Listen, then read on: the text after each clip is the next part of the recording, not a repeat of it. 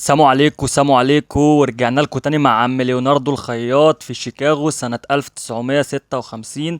وعم ليوناردو شغله غالي وعالي وايده تتلف في حرير وكله بالسنتوفة على الشعر، عشان كده عم ليوناردو بيشتغل في بدل عصابات المافيا بس، عشان هي دي الناس اللي معاها فلوس تدفع لعم ليوناردو الدقيق جدا في شغله، وما بيسيبش سنتي قماش يعدي من تحت ايده، وبيكون معاه المساعدة بتاعته مهجة وما بتعملش حاجة غير انها بتاخد المقاسات، وبيكون عنده صندوق بريد بيتبادل فيه افراد العصابات رسائل ما بينهم كنوع من انواع التمويه. اصل عمر ما الحكومه بتاعت شيكاغو هتشك ان عصابات شيكاغو كلها بتشيك جوه محل الخياط الغلبان اللي ماشي جنب الحيط.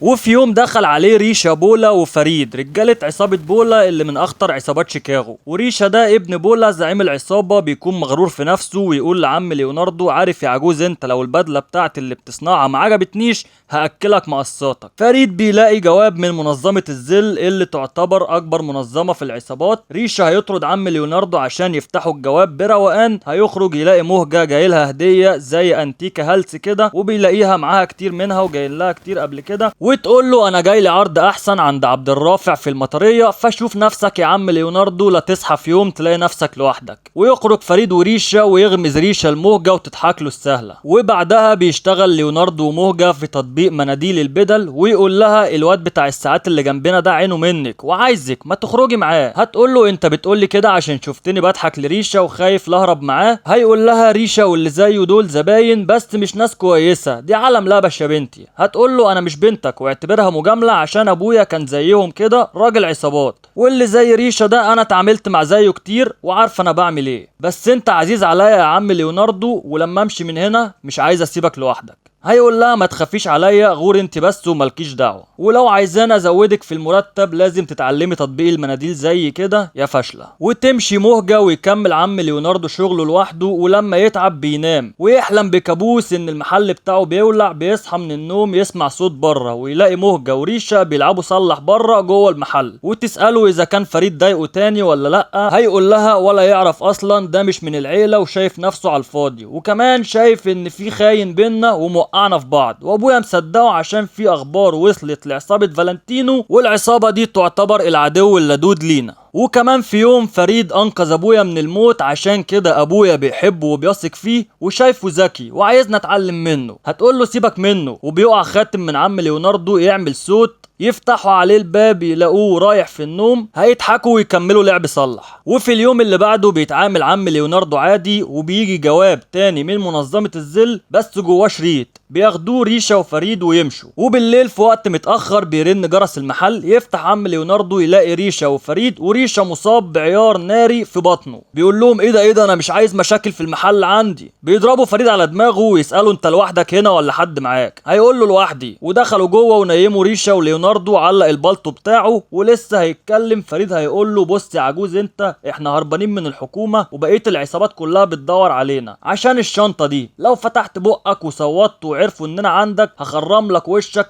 وهبك فيك وهغز فيك لحد ما هصفيك. ويروح فريد يكلم بولا زعيم العصابة في التليفون، وليوناردو يفضل يبص على مسدس ريشا طول المكالمة. يرجع فريد ويقول لريشا: ابوك مش عارف يوصل للدكتور عشان يبعتهولنا، فاحنا هنستنى. ريشا هيقول له: انت شغال عندي، انا بأمرك انك توديني البيت. فريد بيرفض ويقول له: انا شغال عند ابوك مش عندك انت. بيتعصب عليه ريشا ويتحرك فبينزف اكتر، ويقول لهم ليوناردو انهم لازم يوقفوا النزيف ويخيطوا الجرح والا ريشا هيموت. فريد هيقول له: خياط وانت خياط، انت اكيد عندك ابره وخيط وبتعرف تستخدمهم. ليوناردو هيقول له: لا انا مش هعرف. هيرفع عليه السلاح، هيروح جري يجيب الابره والخيط ويخيطه، وفريد بيكتفه. وهم بيعملوا كده ريشا بيغمى عليه. بعدها فريد بيقول لعم ليوناردو: ريشا والشريط اللي هيعرفنا الخاين اللي وسطنا امانه عندك في المحل لحد ما يجي بولا زعيم العصابه كمان 3 ساعات. ويسيبه ويمشي. يقعد ليوناردو يشتغل شوية، وريشا بيفوق ويشكر ليوناردو انه انقذ حياته وخيط له جرحه. ويقعد ليوناردو يسخن في ريشا على فريد ويقول له: ازاي انت بس اللي تتصاب وهو لا؟ يخليه مش طايقه اكتر ما هو مش طايقه. ويجي فريد ويقول لريشة انا لقيت محل بتاع كاسيت بيشغل الشرايط، هروح لوحدي اسمع الشريط واعرف مين الخاين واصفيه قبل ما يطلع عليه نهار. ريشة هيقول له مفيش منه الكلام ده، احنا هنستنى ابويا ونسمعه كلنا سوا، ولا انت خايف لا نسمعه كلنا ونعرف ان انت الخاين؟ فريد هيقول له بس يا حبيبي سيبني انقذ ابوك وعصابتنا، ويمسك الشنطه. ريشة هيمسك معاه الشنطه ويقول له سيب الشنطه. فريد هيقول له راسك هتسيب جتتك قبل ما ايدي تسيب الشنطه اللي بتطير منهم وتتفتح وتكون فاضيه. هيرفع ريشة على فريد السلاح، وليوناردو يخبط رجله في خشبه يلهي ريشة خليه يضرب وما تجيش في فريد اللي بيضربه على طول بطلقه في رقبته، وينزل يكمل عليه بواحده في دماغه، وكده يبقى خلص عليه. وبعدها بيسمعوا صوت عربيه وصلت بره، بيخبوا الجثه بتاعت ريشة وفريد يمسح الدم،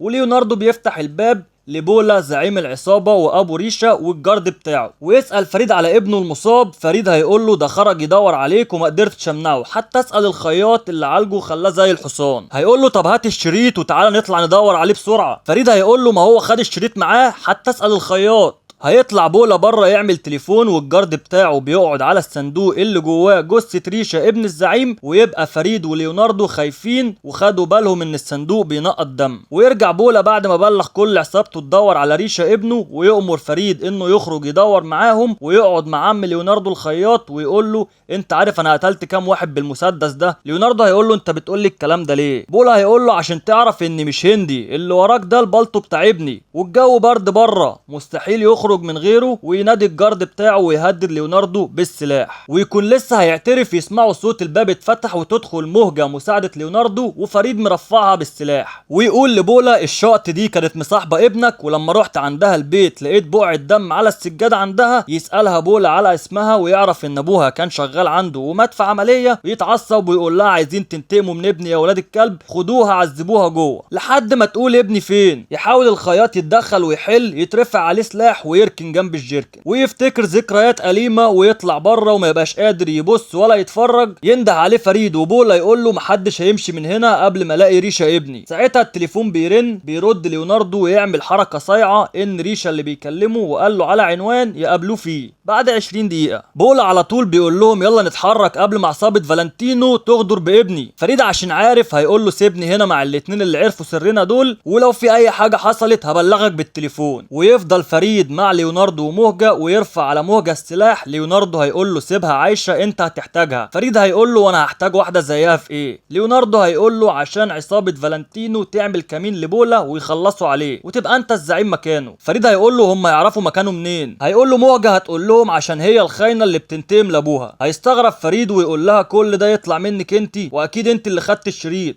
الخياط هيقول له لا الشريط معايا، ويطلعه ويخلوا مهجة تكلم عصابة فالنتينو وتعرفهم مكان بولا وتتفاوض معاهم على تمن الشريط، ويتفقوا انها اول ما تعد الفلوس تدي فريد اشارة يطلع ويخلص على عصابة فالنتينو ويبقى زعيم عصابتين، ويضرب كل الحجرة بكل الشجر بكل العصافير ويبقى جامد جدا. وتيجي فالنتينو ورجالتها، ويكون فريد مستخبي جوه مستني الاشارة. اول ما الخياط بيشوف الفلوس بيقول لها انت جايه تسرقينا؟ فين الفلوس؟ ويشاور لها ان في واحد جوه معاه سلاح هتجريه في الكلام، وتقول له انها مش هتجيب الفلوس الا لما تشوف الشريط. ورجالتها ياخدوا مواقعهم، ويطلع فريد ويرفع سلاح على فالنتينو، ورجالتها رافعين عليه السلاح، ويقول لها انا هاخد الفلوس ونبقى نقتل بعض في يوم تاني. هيقول الخياط بكل ثقة ما تخافيش من فريد عشان سلاحه انا مفضيه بايديا. هيخلي فريد يتهز ويبص على السلاح ويفقد توازنه، ورجالة فالنتينو يغفلوه ويخلصوا عليه. وفالنتينو بتاخد الشريط وتسيب لهم الفلوس، ويقعد الخياط مع مهجة ويعرفها انه لفة الحكاية كلها، وان منظمة الظل عمرهم ما بعتوا رسائل لعصابة بولا ولا عصابة فالنتينو، وانه اداها شريط مزيف والشريط الحقيقي معاه وكان بيسجل بيه كل اللي حصل ده. ويديه المهجة ويقول لها سلمي لي الحكومة الفيدرالية عشان يقبضوا على باقي العصابات، ويطلب منها انها تسيب شيكاغو وتروح مكان تاني. هتقول له تعالى معايا، هيقول لها مش قلتلك ما تخافيش عليا؟ دي مش اول مرة ولا دي اول عصابة اوقعها. ويودعها ويرش بنزين في المحل، بس يتفاجئ بان فريد لسه عايش وش ويضربه بالنار في دراعه. في اللحظة دي الخياط هيقول له يعرفه هو مين بالظبط، ويوريه وشوم على دراعه، ويعرفه انه في يوم من الايام كان زيه كده بيكسب رزقه من المسدس والعصاية والسكينة، ونعرف انه كان مسجل خطر وشقي وعليه احكام. وفريد بيلاقي الطلق بتاعه خلص، بيهجم على الخياط اللي بيركب له مقص في رقبته ويخلص عليه ويحرق المحل ويمشي عشان يروح مكان جديد